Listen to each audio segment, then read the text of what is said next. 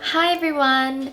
If you follow me on Instagram, then you may or may not know that I just came back from my European summer holiday. So I thought it would be a great idea to help you plan your dream trip. I'm going to split this into two parts as there is a lot to go through. So let's get planning. I'm sure you all have a list of the countries that you would love to visit or revisit.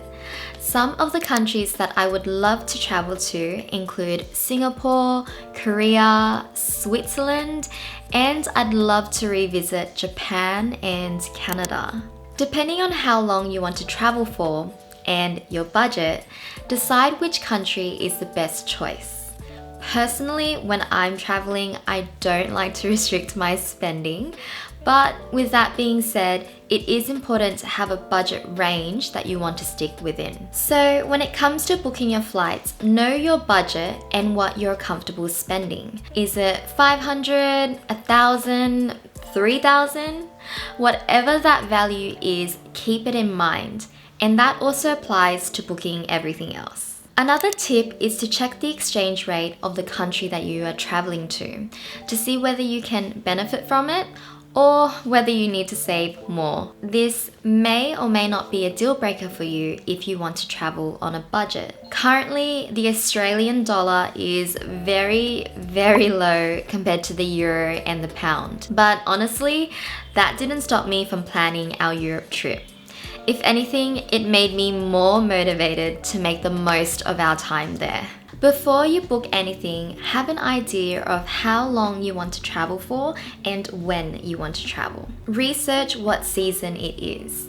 Is it summer, winter, monsoon season, and whether it is the peak season. Peak seasons tend to be more expensive and also more crowded as everyone is going to be traveling at that time. A pro tip, and what I personally like to do, is to travel on the dates before and after the peak season. This is what we did for our recent trip. We traveled in late May to mid-June to enjoy the late spring and early summer weather, and we also avoided the crazy crowds. Now it's time to make it real and book your flights. Now don't start typing flights to your destination.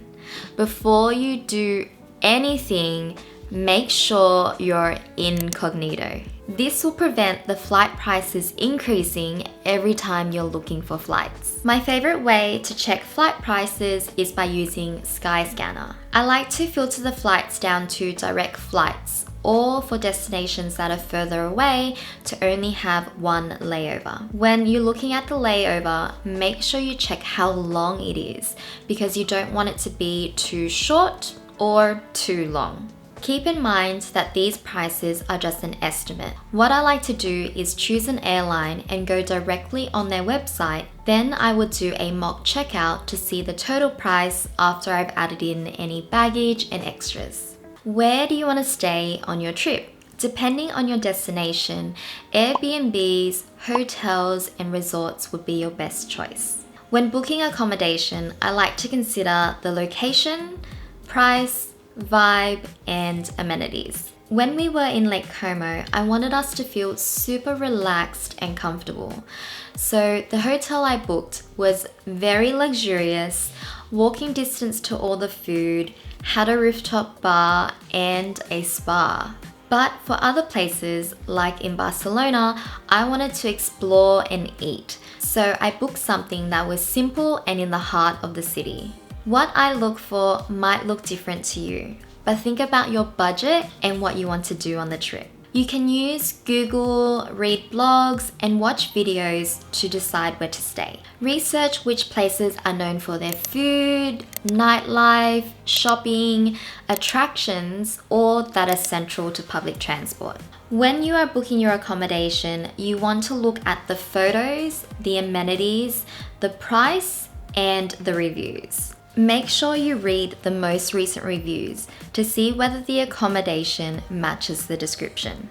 This is so important, guys, as the last thing you want is to be catfished into booking an accommodation that looks nothing like the photos. I know this sounds tedious, but from my personal experience, where you sleep and shower can really have an impact on whether your experience is going to be a great one or a bad one. For Europe, I used Booking.com for all of our stays. Booking.com allows you to have free cancellation and to pay on a later date, which is great if you are still working to build up your spending money. If you are using Booking.com or other popular booking sites, a pro tip is to use ShopBack. Now, this is not sponsored in any way, but ShopBack gives you money back when you spend.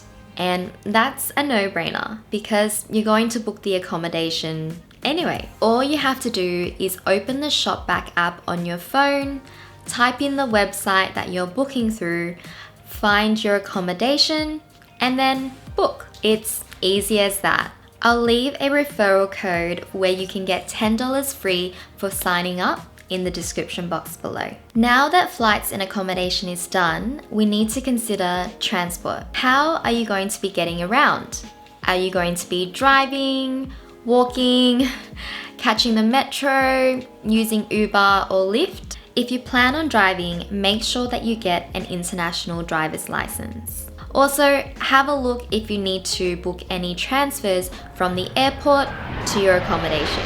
This will vary from country to country and will also look different depending on how you want to travel. Important documents. This may not be the exciting part of planning your trip, but it is necessary to make sure everything goes smoothly. Here are some essential documents that you will need when traveling. Passport. Check that it is valid and in good condition. Flights and accommodation emails should be saved in a separate folder in your inbox or saved in your Google Drive or even printed out. Do you require a visa, vaccinations, or an international driver's license if you plan on driving?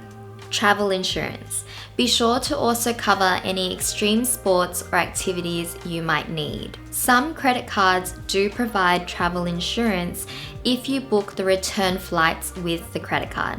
Alright, that's it for today's video.